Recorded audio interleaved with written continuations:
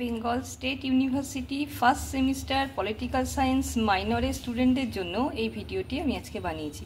তো তোমরা যারা এবার পলিটিক্যাল সায়েন্স পাস সাবজেক্ট হিসাবে নিয়েছো, তো তোমাদের যাদের অনার্স আছে বা তোমরা যারা জেনারেল স্টুডেন্ট, সবার ক্ষেত্রেই কিন্তু পলিটিক্যাল সায়েন্স মাইনরের বা পাসের জন্য এই সিলেবাসটা এবার তোমাদের পড়তে হবে।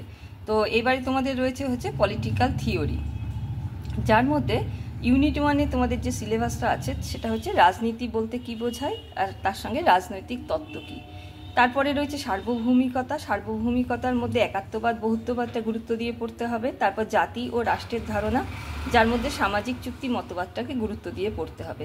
ইউনিট 2-এর আন্ডারে রয়েছে অধিকার, আইন, স্বাধীনতা, সাম্য, এগুলির ধারণা এবং এদের মধ্যে যে আন্তঃসম্পর্ক, অর্থাৎ একটার সঙ্গে আরেকটার যে সম্পর্ক। তারপরে রয়েছে ন্যায়, যার মধ্যে জন রলসের ন্যায় তত্ত্বটা তোমাদের গুরুত্ব দিয়ে করতে হবে। তারপরে রয়েছে গণতন্ত্র, এই গণতন্ত্রের মধ্যে আবার ডেভিড হেল্ডের গণতন্ত্রের শ্রেণীবিভাগ বা ডেভিড হেল্ডের গণতন্ত্রের মডেলটা মন দিয়ে করতে হবে। এবার আমি তোমাদের জন্য বেশ কিছু সাজেস্টিভ কোয়েশ্চেন রেডি করেছি, সেগুলো দেখিয়ে দিচ্ছি, যেগুলো তোমাদের এই পরীক্ষা 2025-26-এর জন্য ইম্পর্টেন্ট। তো দেখো, ইউনিট 1-এ তোমরা 10 নম্বরের জন্য রেডি করবে রাজনৈতিক তত্ত্ব কী, এর প্রাসঙ্গিকতা বা গুরুত্ব। তারপর রেডি করবে সার্বভৌমিকতা কাকে বলে, সার্বভৌমিকতা সম্বন্ধে বহুত্ববাদের মূল বক্তব্য, একাত্মবাদের সমালোচনা সহ লিখতে হবে।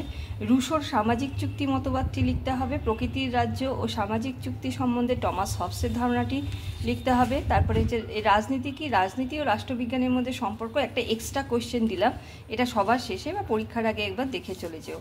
এবার 5 মার্কসের জন্য বেশ কিছু টিকা তোমাদের দেখিয়ে দিচ্ছি। ইউনিট 1 থেকে রাজনীতি কী বা রাজনীতির সংজ্ঞা, তারপরে রাজনৈতিক তত্ত্বের সীমাবদ্ধতা বা রাজনৈতিক তত্ত্বের অবসানের কারণ বা দুর্বলতা, এইভাবেও আসতে পারে। সার্বভৌমিকতা সম্বন্ধে একাত্মবাদ বা জন অস্টিনের মূল বক্তব্য, তারপর জাতি ও রাষ্ট্রের মধ্যে পার্থক্য।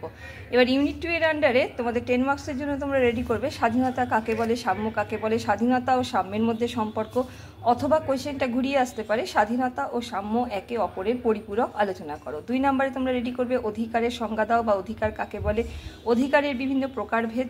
তারপর রেডি করবে জন রলসের ন্যায় তত্ত্বটি আলোচনা করো সমালোচনা সহ। তারপর রেডি করবে ডেভিড হেল্ডের গণতন্ত্রের মডেল। একটা এক্সট্রা কোয়েশ্চেন দিলাম, গণতন্ত্রের সংজ্ঞা দাও, উদারনৈতিক গণতন্ত্রের প্রধান বৈশিষ্ট্যগুলি লেখো। এইবারে এখান থেকে 5 মার্কসের কোয়েশ্চেন রেডি করবে আইনগত সাম্য কী, সামাজিক ন্যায় কী, স্বাধীনতার বিভিন্ন প্রকারভেদগুলি লেখো, স্বাভাবিক অধিকার বা প্রাকৃতিক অধিকারের সাথে আইনগত অধিকার বা মানবাধিকারের পার্থক্য, প্রতিরোধের অধিকার কি, স্বাধীনতার রক্ষা কবচ। আচ্ছা, এই যে কোয়েশ্চেনগুলো আমি পরপর 6, 7, 8 এই 3টে কোয়েশ্চেন দিয়েছি, এগুলো তোমরা যখন রেডি করবে 10 মার্কসের মতো রেডি করে রাখবে। কারণ কি অনেক সময় হয় কি কোয়েশ্চেন পেপার একটু কঠিন হয়। কঠিন মানে কি, তোমরা যেগুলো বা টিচাররা আমরা যারা এক্সপেক্ট করি যে এই কোয়েশ্চেনগুলো এবছর আসতে পারে, অত্যন্ত গুরুত্বপূর্ণ কোয়েশ্চেন, তো সেগুলো অনেক সময় দেয় না, তার পরিবর্তে তুলনামূলক কম ইম্পর্টেন্ট কোয়েশ্চেনগুলো কিন্তু চলে আসে। তো সেই ক্ষেত্রে তোমাদের যাতে অসুবিধা না হয় তাই জন্য কিছু কোয়েশ্চেন আমি এক্সট্রা দিলাম, যেগুলো 5-এর জন্য টিকা হিসাবে তো ইম্পর্টেন্ট বলে আমরা মনে করছি, তা সত্ত্বেও কিন্তু এগুলো 10 মার্কসের জন্য আসতে পারে। তো সেই জন্য যখন এটা রেডি করবে 10 মার্কসের মতো রেডি করে নেবে, আর যখন দেখবে যে যদি 5 মার্কসের টিকা আসে তখন এটা একটু ছোটো করে লিখে দেবে, তাহলেই হয়ে যাবে। আচ্ছা, সাম্যের প্রকারভেদ, এটাও তাই। আইন কি, আইনের উৎস, এই 3টে কোয়েশ্চেন কিন্তু 10 মার্কসের জন্য রেডি করে রাখবে, পড়বে, আর 5 মার্কসের একটু ছোটো করে লিখে দিতে হবে। লাস্ট পড়বে পরোক্ষ গণতন্ত্র ও অংশমূলক গণতন্ত্র, এর টিকা রেডি করবে। আচ্ছা, তো ভিডিওটা এখানে শেষ করার আগে একবার বলি যে আমি অনলাইন অফলাইন দুভাবেই প্রাইভেট টিউশন পড়িয়ে থাকি, অতি অল্প টিউশন ফিস নিয়ে।